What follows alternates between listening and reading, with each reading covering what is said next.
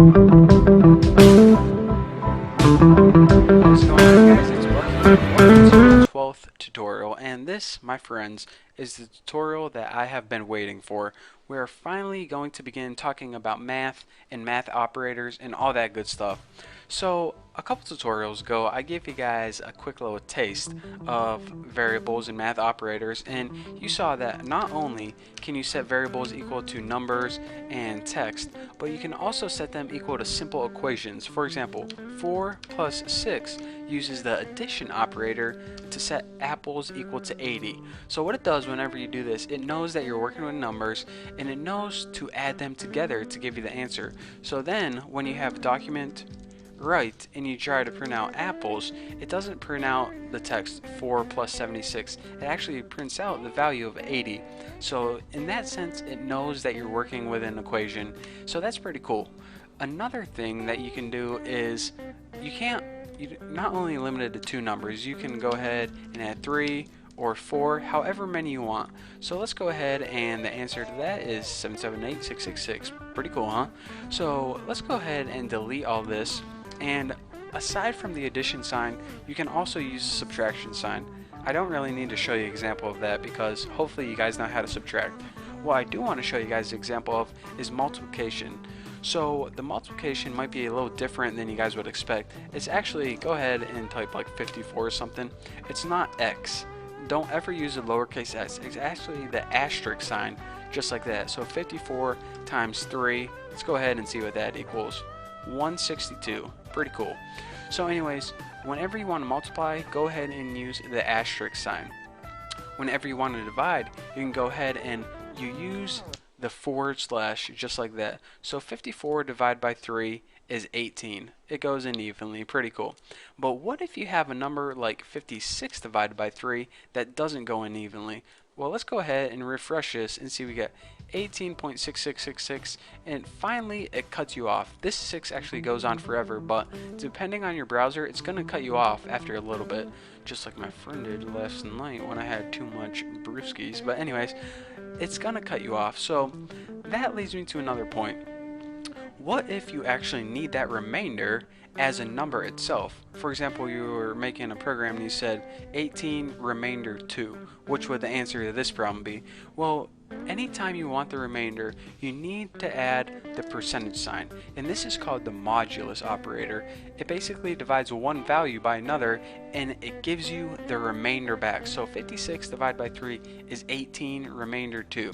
So when you save this, it's not going to say 18 remainder 2, it's just going to say 2. Simple enough. Let's give another example. 25 divided by 7 is 3 remainder 4, but it's not going to say 3 remainder 4, it's just going to say 4.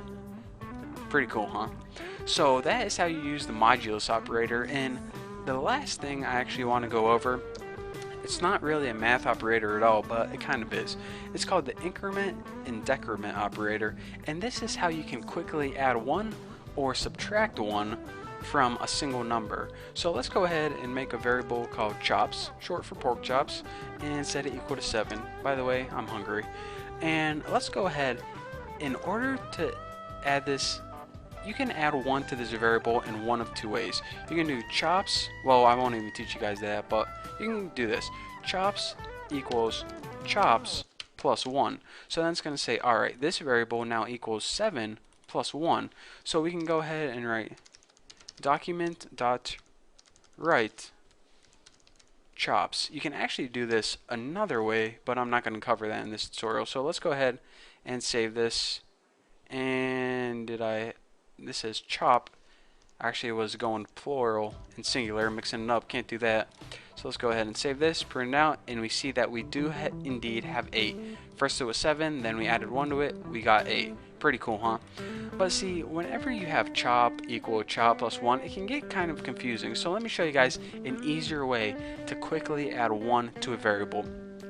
Anytime you want to add 1 to a variable, just go ahead and write the name of the variable, then write plus plus, and that's it. That'll take the number, whatever it is, say it's like 67, and it would add 1 to it, and that will give you a completely new variable. So let's go ahead and save this, and now chops is equal to 68 instead of 67.